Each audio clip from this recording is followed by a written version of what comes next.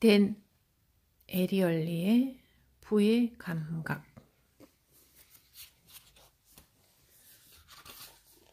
댄 에리얼리. 돈.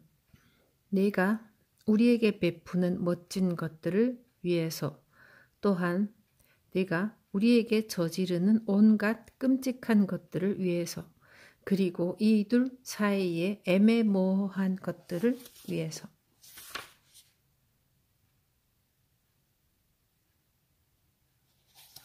서문. 인생에서 가장 중요한 것. 밥 유뱅크스는 1975년에 다이아몬드 헤드게임이라는 단명한 텔레비전 게임 프로그램을 맡아서 진행했다. 하와이에서 촬영된 이 프로그램에는 돈의 화산이라는 독특한 보너스 라운드가 포함되어 있었는데, 게임 참가자들이 한 명씩 유리상자 안으로 들어가는 순간 그 안에서는 무서운 바람이 몰아치고 돈이 마구 휘날렸다. 지폐가 온 사방에서 펄럭이고 빙글빙글 도는 상태에서 참가자는 제한 시간 안에 최대한 많은 돈을 잡아야 했다.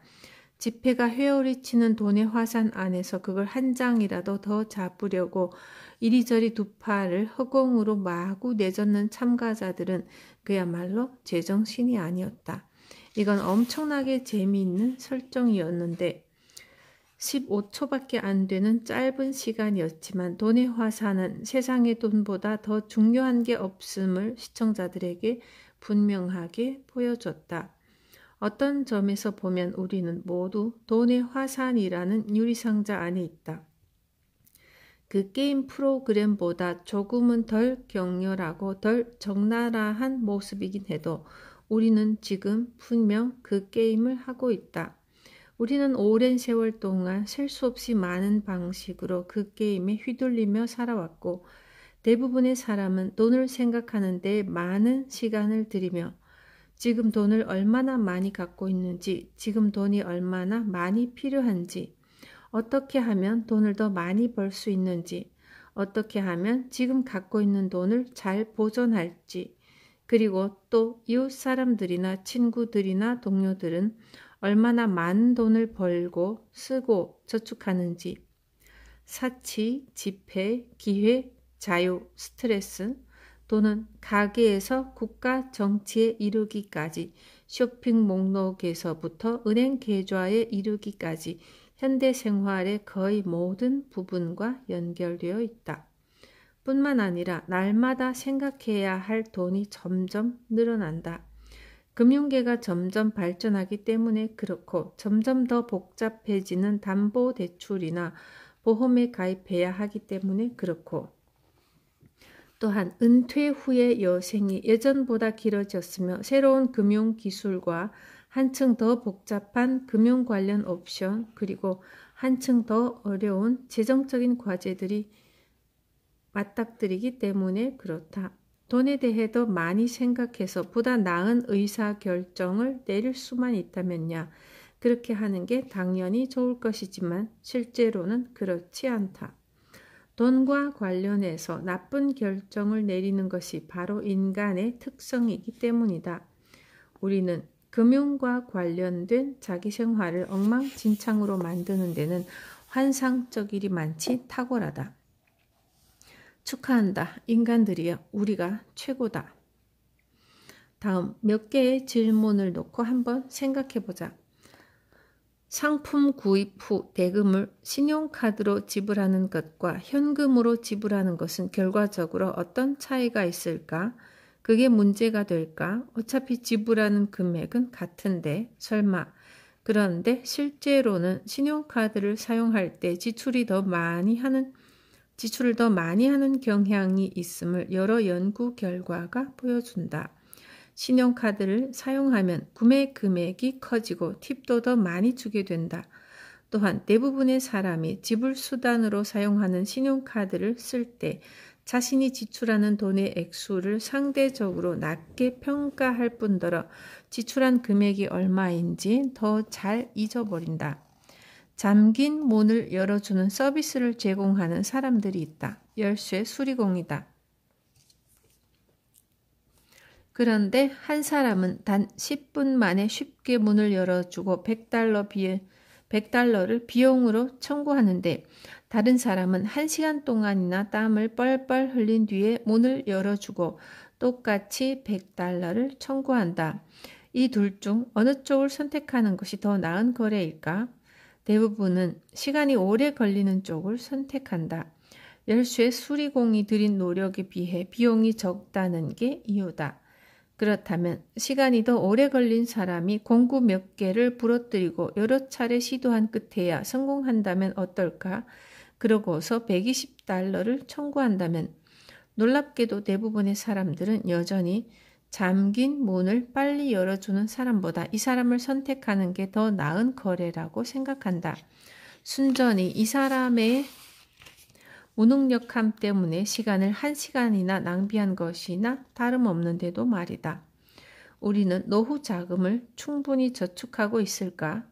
언제 일을 그만둬야 할지, 그때까지 얼마나 많은 돈을 벌어 놓아야 할지, 투자해 놓은 돈이 얼마나 많이 불어나 있을지, 그리고 일을 그만둔 뒤 죽을 때까지 몇 년이나 더 살 것이며 또 그동안 얼마나 많은 돈을 지출할지 등을 막연하게 남아 알고 있을까? 아니라고?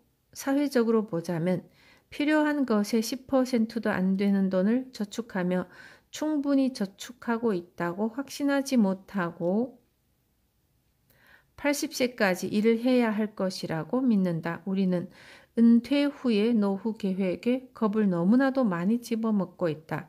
그러고는 은퇴 후 비용을 획기적으로 줄이는 방법을 하나 생각해내고 스스로가 대견해서 무릎을 탁 친다. 바로 은퇴를 하지 않는 것이다.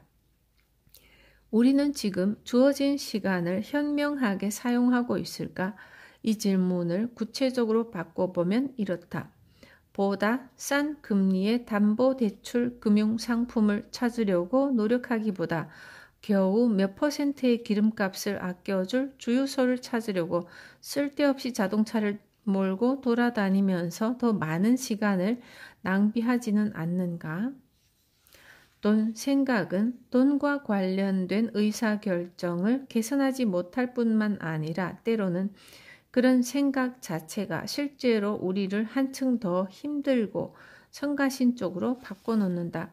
미국에서는 돈이 이혼의 가장 큰 이유이며 또 가장 큰 스트레스 요인이다.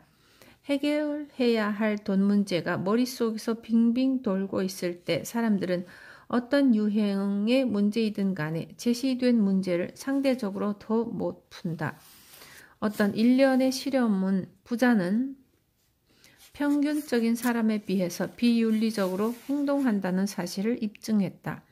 한편 또 다른 연구는 돈을 묘사한 그림이나 사진을 보는 것만으로도 공금을 횡령하거나 돈을 받고 불법적인 채용을 하거나 보다 더 많은 돈을 받아내려고 거짓말을 하는 경향이 커진다는 사실을 확인했다.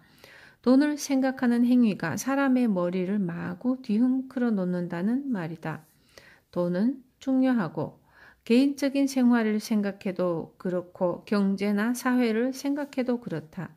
또한 돈과 관련된 생각을 이성적인 방식으로 수행하기는 쉽지 않다. 이런 점을 감안한다면 돈 관련 생각을 하는 방법을 예리하게 가다듬으려면 무엇을 해야 할까? 이 질문에 대한 표준적인 대답은 금융교육이다.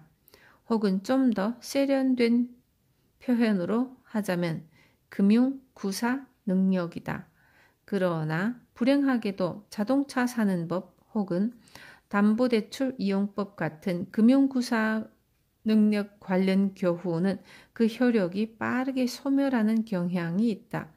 그래서 실제로 사람들이 정작 금융과 관련된 행동을 할 때는 교육을 통한 훈련이 거의 아무런 영향도 주지 않는다. 그렇기 때문에 이 책에서 금융구사 능력을 독자에게 가르치거나 지갑을 열 때마다 자기 돈으로 무엇을 해야 할지 일일이 말해줄 생각은 없다. 대신 우리 저자들은 돈과 관련해서 사람들이 공통적으로 가장 많이 저지르는 실수 중 몇 가지를 파고들고 사실 이것이 더 중요한데 왜 그런 실수를 저지르는지 설명하고자 한다. 그러면 다음번에 돈과 관련된 의사결정을 내려야 할 때 그 상황에서 작동하고 있는 여러 힘을 더 잘 이해할 수 있을 테고 보다 나은 선택을 할 수 있을 것이기 때문이다. 이 책은 돈과 관련된 많은 사람들의 사연을 소개한다. 또한 그들이 돈과 관련된 특정한 상황에서 어떻게 행동하는지 보여준다. 그런 다음 그들이 경험한 사실을 과학적으로 정리한 내용을 제시한다. 사연 가운데 어떤 것은 실제로 있었던 일이고 또 어떤 것은 예컨대 영화나 소설처럼 실제 사실에 기초한 일이다. 그들 중 일부는 이성적이고 또 일부는 어리석다. 아무튼 그들은 정형화된 모습으로 비칠 수 있다. 이는 우리 저자들이 사람들의 특정한 공통적 행동을 강조하기 위해 그들의 특성 가운데 어떤 것을 매우 강조하거나 심지어 과장까지 할 예정이기 때문이다.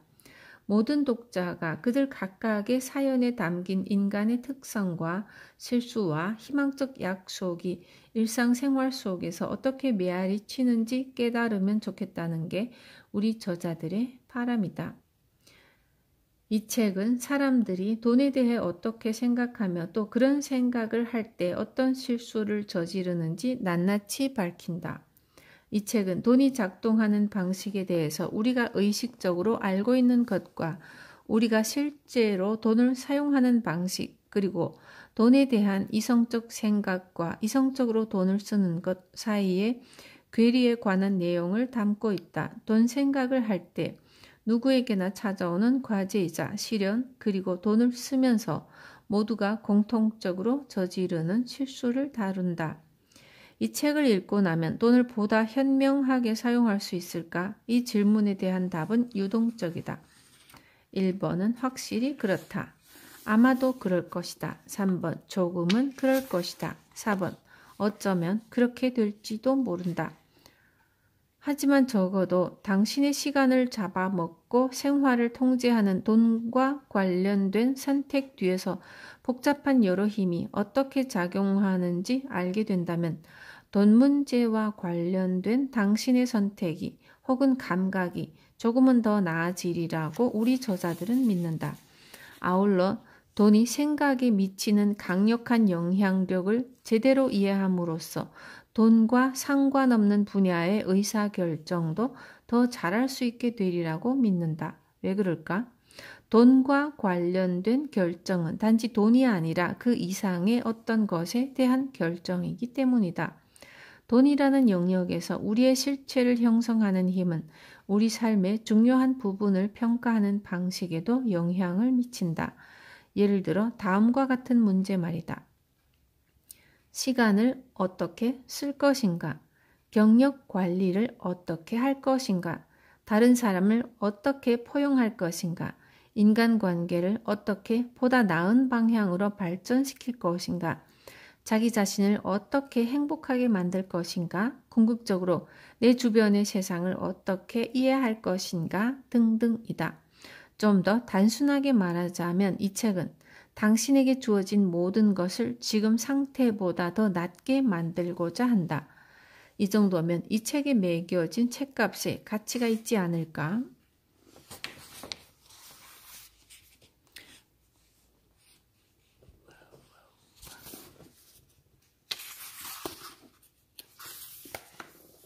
(1장) 왜 돈을 쓰고 후회할까?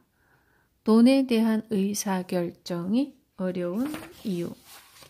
우리는 돈을 모른다.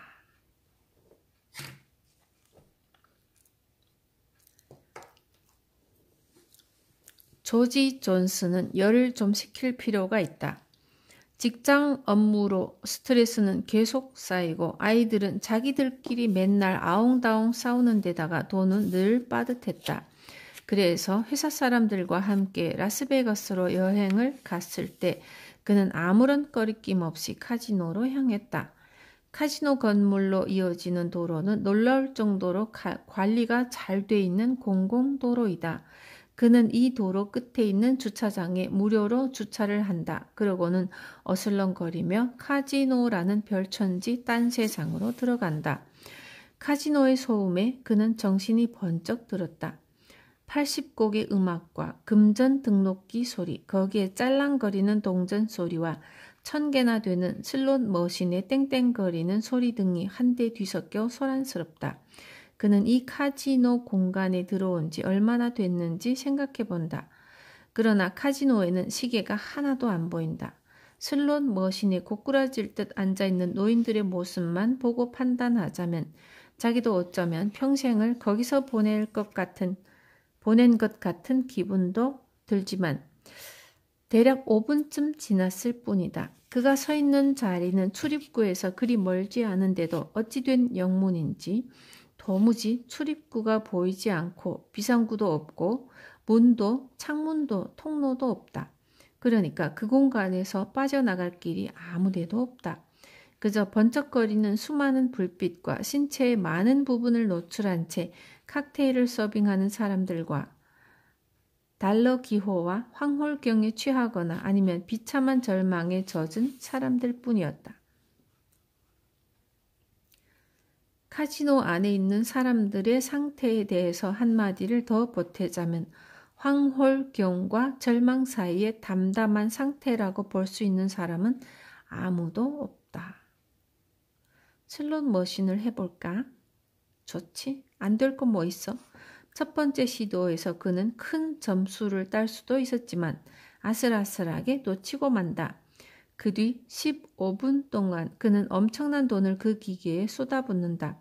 하지만 한 번도 크게 먹지는 못한다. 다만 아슬하게 놓친 적은 첫 번째 시도 말고도 몇 번 더 있었다. 지갑에 있던 소액권 지폐가 다 떨어지자 조지는 현금 인출기에서 $200를 뽑는다. 수수료가 $3 50센트였지만 전혀 신경을 쓰지 않고 한 번만 제대로 터져주면 그런 푼돈은 아무것도 아니니까 라고 생각한다. 이번에는 블랙잭 테이블에 앉는다. 빳빳한 $20짜리 지폐를 10장 내놓자 딜러는 그에게 빨간색 플라스틱 칩 더미를 내준다. 이 칩에는 카지노의 모습이 담겨 있고 깃털 몇 개와 화살 하나와 원뿔형 천막 하나도 함께 이 칩 하나가 $5라는데 어쩐지 돈처럼 느껴지지 않는다. 마치 장난감 같다. 조지는 칩들을 손가락 사이로 빙글빙글 돌리기도 하고 테이블에 톡톡 튀기기도 하고 다른 사람들이 쌓아놓은 칩 무더기가 늘어났다가 줄어들기를 반복하는 것을 바라보기도 한다. 딜러가 앞에 수북하게 쌓아놓은 칩더미가 부럽기는 하다. 조지는 딜러에게 자기에게 친절하게 대해주면 좋겠다고 말하면서 이렇게 덧붙인다. 자기, 여기 있는 거 말이야. 자기가 마음만 먹으면 가질 수 있어. 자, 이거 가져. 이거 내게 아니거든. 이때 귀엽고 부침성이 넘치는 서빙 직원이 조지에게 공짜 음료를 건넨다. 공짜. 이 얼마나 멋진가? 공짜 음료를 마셨으니 그는 이미 돈을 따고 있는 셈이다. 그는 서빙 직원에게 팁으로 작은 플라스틱 장난감 하나를 준다. 조지는 게임을 시작하고 재밌는 시간을 보내며 즐긴다. 중간중간 재미와는 반대되는 시간을 보내며 화를 내기도 하고 그는 조금 따고 많이 잃는다. 때로는 승률이 높아 보일 때는 더블다운을 하거나 스플릿을 함으로써 판을 2배로 키워서 칩 2개가 아니라 4개, 3개가 아니라 6개를 건다. 하지만 결국 그는 $200를 모두 잃는다. 그래도 조지는 옆자리에 앉은 사람들과 똑같은 짓은 하지 않았으니 그나마 다행이다. 그들은 단 1분 만에 어마어마한 양의 칩 무더기를 쌓았다가 조금 뒤에는 그 많은 칩을 다 잃고서 다시 또 더 많은 칩을 사려고 지폐 뭉치를 주머니 여기저기서 주섬주섬 꺼냈으니 말이다. 다른 사람이 자기에게 꼭 필요한 카드를 가져갈 때 어떤 사람들은 허허 웃고 말지만 어떤 사람들은 벌컥 화를 낸다. 그러나 그들 가운데 그 누구도 1시간 만에 $500에서 $1000를 잃어도 아무 상관이 없을 정도로 여유가 있어 보이지는 않는다. 그럼에도 이런 일은 언제나 반복해서 일어난다. 그날 아침에 조지는 동네 카페 코앞까지 갔다가 발걸음을 돌렸다. 호텔 객실에서 커피를 직접 내려 먹으면 커피값 4달러를 아낄 수 있기 때문이었다.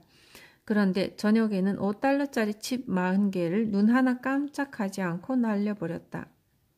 헐, 게다가 서빙 직원이 귀여워 보인다는 이유 하나만으로 그 여자에게 칩 하나를 그냥 주기까지 했으니. 도대체 무슨 일이 일어나고 있는 걸까? 카지노는 우리를 돈에서 분리시키는 기술을 철저하게 연마해왔다. 그러므로 이 이야기로 서두를 여는 건 어쩌면 조금 불공정할 수도 있다. 그럼에도 조지가 했던 경험을 통해서 우리는 사람들이 저지르는 심리적 차원의 실수가 어떤 것인지 슬쩍 엿볼 수 있다. 카지노 객장의 번쩍거리는 불빛 아래에서 작동하는 몇 가지 요소를 정리하면 다음과 같다. 뒤에서 이어질 여러 장에서 이 요소들 각각을 보다 상세하게 살펴볼 것이다. 심리적 회계. 조지는 자신의 재정 상태를 걱정하고 있다. 이런 사실은 아침에 커피 마실 돈을 아낀 것만 봐도 알 수 있다. 그런데도 카지노에서는 200달러나 되는 돈을 아무렇지도 않게 써버린다.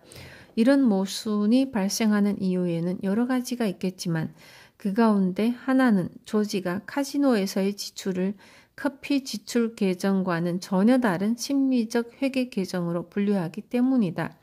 즉 조지는 인출한 돈을 플라스틱 칩으로 바꿈으로써 유흥이라는 계정을 새로 열었다. 다른 지출은 여전히 일상적인 지출이라는 계정으로 묶어두면서 말이다. 이런 속임수를 씀으로써 그는 그 두 가지 지출을 전혀 다르게 느낀다. 하지만 둘 다 조지의 돈이라는 하나의 계정 가운데 일부일 뿐이다. 공짜 가격. 조지는 공짜로 주차를 하고 공짜로 음료수를 마신 덕분에 흥분한다. 그런 서비스에 그가 직접 비용을 지불하지 않은 것은 맞지만 그 공짜들은 조지로 하여금 기분 좋게 카지노에 발을 들여놓게 만들면서 그의 판단력을 훼손한다. 사실 이 공짜들이 높은 비용을 지불하도록 유인한다. 세상에서 제일 좋은 게 공짜라는 말이 있다. 어쩌면 그럴지도 모른다. 그러나 공짜는 전혀 예상하지 않았던 방식으로 자주 비용을 초래한다. 지불의 고통, pain of paying. 조지는 원세계 칩으로 도박을 하거나 팁을 줄 때 자기가 돈을 쓰고 있다고 느끼지 못한다. 그저 장난을 치고 있다고만 느낄 뿐, 칩 하나가 자기 손을 떠나갈 때마다 자기 돈이 줄어든다는 느낌이 들지 않으므로, 즉 자기가 지금 돈을 쓰고 있다고 온전하게 자각하지 못하기 때문에 조지는 자신의 선택을 덜 의식하게 되고 또 자신이 내리는 결정의 의미에 대해 깊이 생각하지 않게 된다. 플라스틱 칩을 지출하는 것은 자기 지갑에서 지폐가 나갈 때처럼 현실적으로 느껴지지 않기 때문에 그는 별 부담 없이 칩들을 툭툭 던져 배팅을 한다. 상대성. 조지가 무료 음료수를 가져다 준 서빙 직원에게 5달러를 팁으로 주고 또 현금 인출기 수수료 3달러 50센트를 아무렇지도 않게 여기는 것은 그런 적은 돈은 블랙잭 테이블에 수북하게 쌓여있는 칩 무더기와 비교하면 혹은 방금 현금 인출기에서 뽑은 200달러와 비교하면 아무것도 아닌 푼돈처럼 보이기 때문이다. 5달러나 3달러 50센트는 상대적으로 소액이며 또 상대적인 차원에서 생각함으로써 그 돈을 어렵지 않게 마구 써버린다. 한편 그날 아침에 바깥에서 커피를 살 때 들여야 하는 돈 4달러는 호텔 객실에서 무료로 마실 수 있는 것과 비교하면 지출하기에는 너무 큰 돈이었다. 기대치. 조지는 돈의 시각적인 요소와 청각적 요소에 둘러싸여 자신이 카지노의 희박한 승률을 넘어서서 악당들을 물리치는 매력적인 승자라도 된 듯한 상상을 한다. 마치 007 영화의 제임스 본드라도 된 것처럼. 자제력은 셀프 컨트롤. 물론 도박은 많은 사람에게 심각한 문제이다. 중독성이 있기 때문이지만 여기에서는 우리의 목적에 맞게 거두절미하고 이렇게만 말해두자. 자신을 둘러싼 스트레스 넘치는 환경과 상냥하고 친절한 카지노 직원들 그리고 쉬운 기회들의 영향을 받은 나머지 조지는 은퇴했을 때 $200를 더 가짐으로써 누릴 수 있는 먼 미래의 편익은 뒤로 제쳐둔다. 그가 도박의 즉각적인 유혹에 저항하기란 쉽지 않은 일이다. 이 모든 실수가 카지노라는 특수한 공간에서만 일어나는 것처럼 보이지만 사실은 그렇지 않다. 인정하고 싶지 않겠지만 우리가 사는 세상은 카지노나 다를 게 없다. 아닌 게 아니라 2016년에 미국은 심지어 카지노 소유주를 대통령으로 선출하지 않았는가? 비록 모든 사람이 도박으로 스트레스를 해소하지는 않지만 모두가 심리적 회개, 공짜 가격, 지불의 고통, 상대성, 자제력, 그 밖에 여러 요소와 관련된 비슷한 시련에 맞닥뜨린다. 그럼으로써 의사결정 과정에서 실수를 한다. 조지가 카지노에서 저지른 실수는 일상생활 곳곳에서 나타난다. 이런 실수는 우리가 돈의 속성에 근원적으로 무지하다는데 그 뿌리를 두고 있다. 대부분의 사람들은 자기가 돈에 대해 많은 것을 안다고 믿지만 놀랍게도 돈이 무엇이고 돈이 자신을 위해 무엇을 해주는지 또 더욱 놀랍게도 돈이 자신에게 무슨 짓을 저지르는지 알지 못한다. 돈이란 무엇인가? 자, 그렇다면 돈은 정확하게 무엇일까? 돈은 우리를 위해 무엇을 해주며 또 우리에게 무슨 짓을 할까? 카지노에 있던 조지의 머릿속에는 이런 의문이 분명 떠오르지 않았다. 조지뿐만 아니라 우리도 마찬가지다. 그러나 이런 질문은 매우 중요할 뿐더러 우리의 논의를 시작하기에도 매우 적절하다. 돈은 가치를 표시한다. 돈은 그 자체로는 아무런 가치가 없다. 돈은 그것으로 살 수 있는 다른 어떤 것의 가치를 표시할 뿐이다. 그러니까 돈은 가치의 전달자이다. 메신저, 밸류. 정말 대단하다. 돈이 있기에 제품과 서비스의 가치를 한결 쉽게 평가하고 또 교환할 수 있다. 고대의 선조들과 달리 우리는 기본적인 생활품을 손에 넣기 위해 물물 교환이나 노략질이나 도둑질을 하는데 많은 시간을 들이지 않아도 된다. 이는 무척이나 좋은 일이다. 우리 가운데에서 활이나 새총을 능숙하게 다루는 사람은 거의 없으니까. 그런데 그 밖에도 돈에는 그 유용성을 높이는 몇 가지 특성이 있다. 돈은 일반적이다. 우리는 돈을 거의 모든 것과 교환할 수 있다. 돈은 나눌 수 있다. 돈은 아무리 크든 혹은 작든 크기와 상관없이 거의 모든 항목에 적용할 수 있다. 돈은 다른 돈으로 대체할 수 있다. 돈 이외에 다른 특별한 통화는 필요 없다.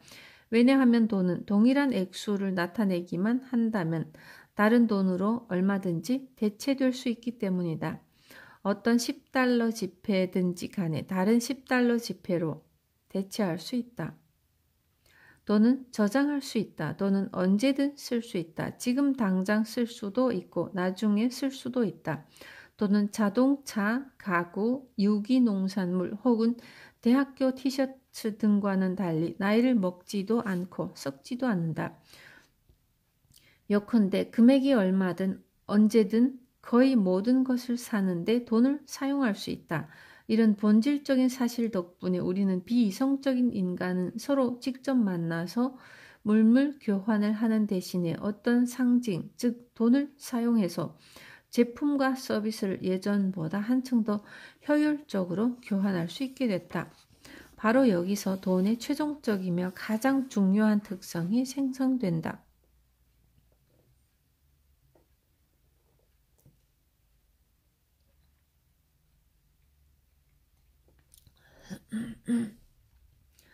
바로 공동선이라는 특성인데, 이는 돈은 누구나 사용할 수 있으며 또한 그 어떤 것의 가치를 지불하는 수단으로 다 사용할 수 있다는 뜻이다. 돈이 지니고 있는 이 모든 특성을 고려해 보면 돈이 없었다면 오늘날 우리가 알고 있는 현대 사회의 생활 역시 존재할 수 없음을 쉽게 알 수 있다. 돈은 사람들이 저축할 수 있게 하고 새로운 것을 시도할 수 있게 하고 뭔가를 공유할 수 있게 하고 또 교사, 예술가, 변호사, 농부 등과 같이 전문가가 될 수 있게 해준다. 돈은 사람을 자유롭게 한다. 돈이 존재하는 덕분에 사람들은 자신에게 주어진 시간과 노력을 사용해서 모든 종류의 인간 활동을 추구하고 자신의 재능과 열정을 탐구하며 새로운 것을 배우고 또 미술과 와인을 또 음악을 즐긴다. 미술과 와인과 음악은 돈이 없다면 더 이상 존재하지도 않을 것이다. 돈은 다른 어떤 것 못지않게 인간이 처한 조건을 바꿔왔다. 그런데 돈이 얼마나 중요하고 유용한지 깨닫는 것도 중요하지만 그 반대편에 있는 사실도 알아야만 한다. 불행하게도 돈이 가져다 주는 편익 가운데 몇몇은 돈이 우리 인간에게 퍼붓는 저주의 원천이기도 하기 때문이다. 이런 편익들은 돈을 따라다니는 이런저런 어려움을 만들어낸다. 위대한 철학자 래퍼 노트리어스 B.I.G도 돈이 많으면 문제도 많아지지라고 하지 않았는가? 돈은 축복과 저주를 동시에 내린다. 돈의 이런 양면성을 살펴보기 위해서 우선 돈의 일반적인 특성을 놓고 생각해보자. 이 세상에 존재하는 거의 모든 것과 교환할 수 있다는 점은 돈의 가장 결정적이고 멋진 특성이다. 여기에는 의심의 여지가 없다. 그러나 이는 돈과 관련된 의사결정 과정이 믿을 수 없을 정도로 복잡하다는 뜻이기도 하다. 너무 흔한 얘기는 하지만 사과와 오렌지를 들어 살펴보자. 이 둘을 비교하기란 매우 쉽다. 만일 우리 앞에 사과와 오렌지가 함께 담긴 접시가 있다면 어떤 특정한 순간에 둘 중 어느 쪽을 자신이 원하는지 우리는 정확하게 안다. 그러나 만일 여기에 돈이 결부되고 사과를 먹으면 1달러 혹은 50센트의 돈을 지불해야 한다면 이 선택은 한층 더 어려운 의사결정 문제가 되고 만다. 게다가 사과 가격이 1달러이고 오렌지 가격이 75센트라면 의사결정은 앞의 경우보다 훨씬 더 어려워진다. 어떤 의사결정이든 돈이 결부될 때마다 그만큼 더 어려워진다. 잃어버린 기회에 대한 생각이 만드는 잘못된 의사결정. 돈과 관련된 의사결정은 왜 더 복잡해질까? 바로 기회비용 때문이다. 돈의 특수한 성격을 고려할 때 돈으로서 뭐든 다 할 수 있음은 명백하다. 그러나 돈으로 거의 모든 것을 할 수 있다고 해서 모든 것을 다 할 수 있다는 뜻은 아니다. 반드시 선택을 해야 하며 그렇기 때문에 뭔가를 희생할 수밖에 없다. 즉 어떤 것을 하지 않을지 선택해야 한다는 말이다. 이는 의식하든 의식하지 않든 간에 돈을 사용할 때마다 우리가 분명 기회비용을 생각한다는 뜻이다. 기회비용은 대안이다. 즉 뭔가를 하기 위해 지금이나 나중에 반드시 포기해야 하는 어떤 것이다. 뭔가 선택할 때마다 우리가 의도적으로 희생하는 기회이다. 기회비용을 돈의 경우로 좁혀서 생각하면 어떤 것에 돈을 지출한다면 다른 것에는 지금 당장이든 혹은 나중에든 그 돈을 지출할 수 없다는 뜻이다. 다시 한번 과일 접시를 생각해보자. 사과와 오렌지를 담고 있는 과일 접시 말이다. 사과 하나와 오렌지 하나라는 두 개의 물건만 있는 세상에 살고 있다면 이 상황에서 사과를 사는 것의 기회 비용은 오렌지를 포기하는 것이고 오렌지를 사는 것의 기회 비용은 사과를 포기하는 것이다. 이와 비슷하게 카지노에서 200달러 넘는 돈을 잃은 우리의 친구 조지가 동네 카페에서 만약 4달러를 썼다면 어땠을까? 그 돈을 쓰지 않았다면 버스비를 낼 수도 있고 조금 더 보태서 점심을 사 먹을 수도 있고 혹은 몇 년 뒤에 참석하게 될 도박 끊기 모임 자리에서 과자를 사 먹을 수도 있다.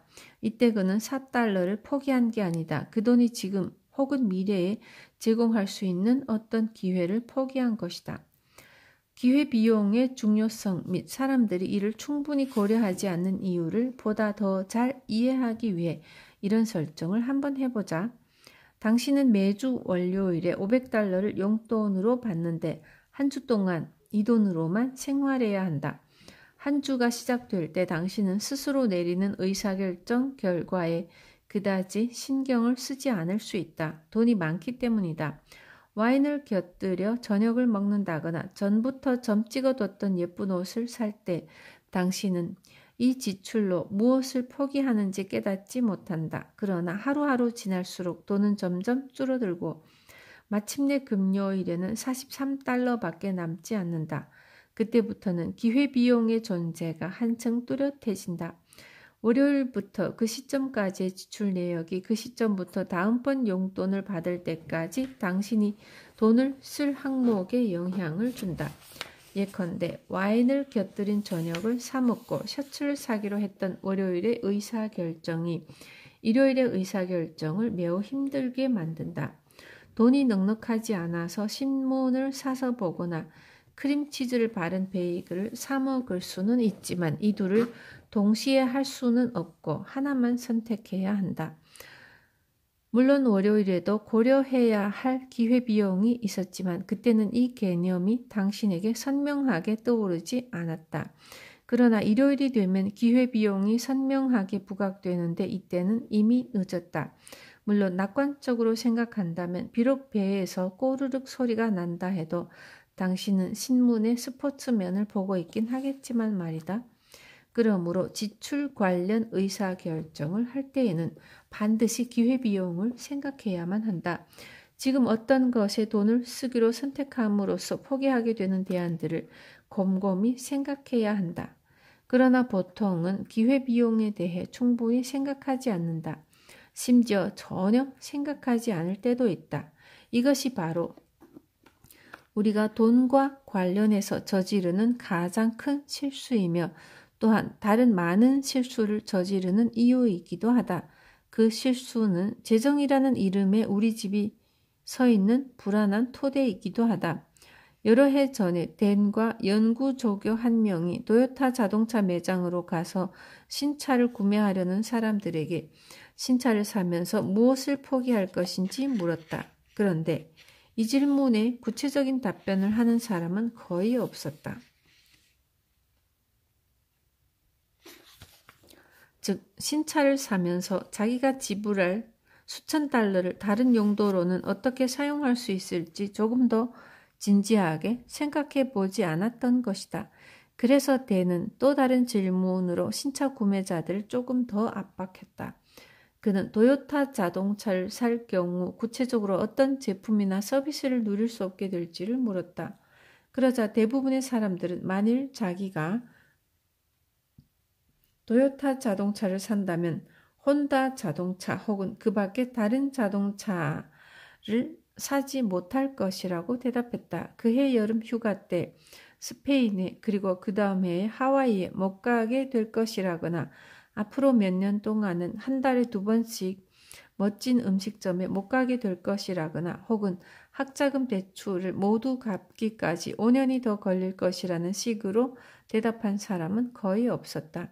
이들에게는 자기가 지출하고자 하는 그 돈을 미래에 얻을 일련의 경험이나 재화를 살 수 있는 잠재적 역량으로 바라볼 능력이나 의지가 없는 것 같았다.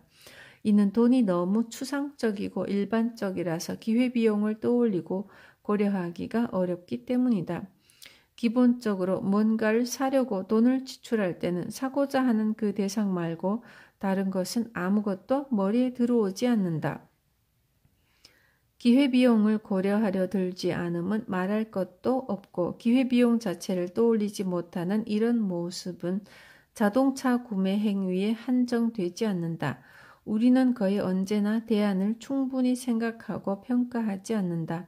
그리고 불행하게도 기회비용을 고려하지 않음으로써 우리가 내리는 의사결정이 스스로에게 유리한 결과를 이끌어낼 가능성은 줄어든다. 스테레오 시스템을 구매하는 경우를 살펴보자.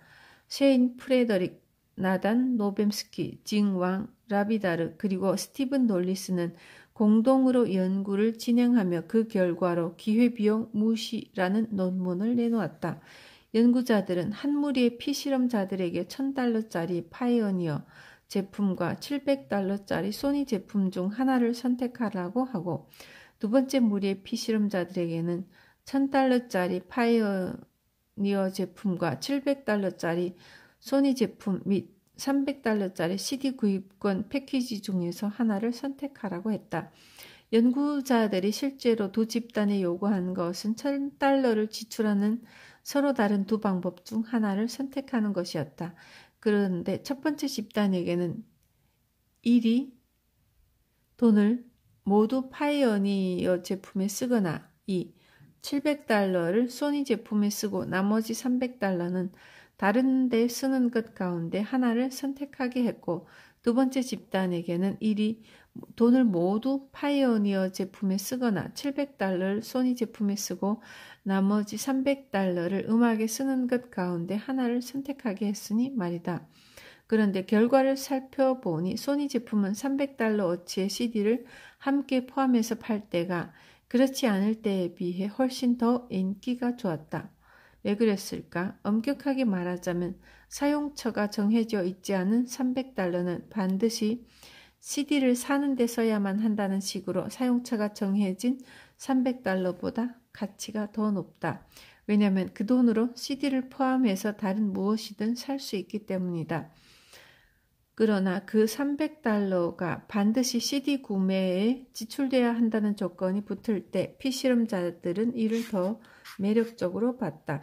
$300어치의 CD는 무엇이든 살 수 있는 $300보다 훨씬 더 구체적으로 정의되어 있기 때문이다. $300어치의 CD라면 우리는 우리가 얻는 게 무엇인지 안다. 쉽게 인지할 수 있을 뿐더러 가치를 매기기도 쉽다. $300가 추상적이고 일반적일 때는 보통 그것을 어떻게 지출할지 구체적인 이미지를 떠올리지 않으며 우리에게 작용하는 정서적 힘과 동기부여의 힘이 덜 강력하다. 스테레오 시스템 구매 과정에서 드러나는 이런 모습은 돈을 일반적인 것으로 표현하면 구체적으로 표현할 때보다 그 가치를 낮게 평가하는 경향이 있음을 보여주는 하나의 사례일 뿐이다. 그렇다. CD는 여기서 하나의 예이다. 오늘날에는 찾아보기도 쉽지 않은 CD를 놓고 생각하자는 게 스테고사우루스의 소화기관 효율에 대해 생각하자는 것과 비슷하긴 하지만 그래도 중요한 핵심은 사라지지 않는다. 여름 휴가를 가는 것이든 CD 모음을 사는 것이든 간에 돈을 지출하는 데에 대안적 방식이 있음을 상기시켜주면 사람들은 깜짝 놀란다. 이렇게 놀란다는 것은 그들이 평소 대안적인 소비를 생각하지 않는다는 뜻이다. 그리고 대안을 생각하지 않는다는 것은 기회비용을 고려하지 않는다는 뜻이다. 기회비용을 무시하는 이런 경향은 우리 인간의 사고에 기본적인 흠결이 존재한다는 뜻이기도 하다.